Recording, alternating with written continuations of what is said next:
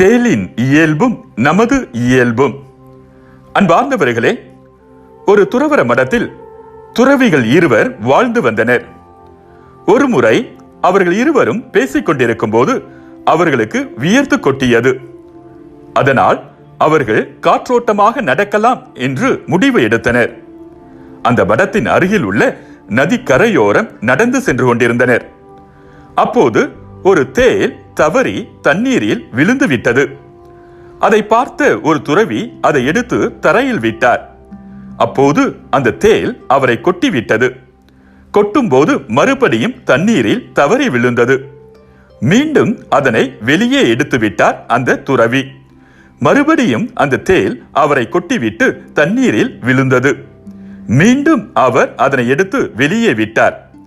இது தொடர்ந்து நடந்து கொண்டிருந்தது.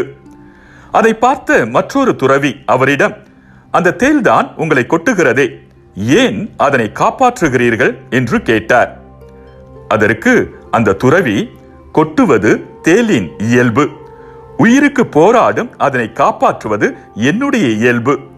நான் என் இயல்பில் இருக்க விரும்புகிறேன், அதனால் தான் அதனை காப்பாற்றுகிறேன் என்று கூறினார்.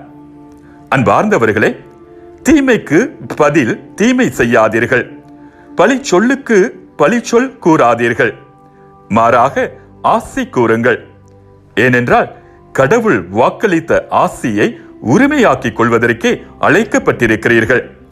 பேதுரு எழுதிய முதல் திருமுகம் 3ஆம் அதிகாரம் 9வது இறைவசனம்.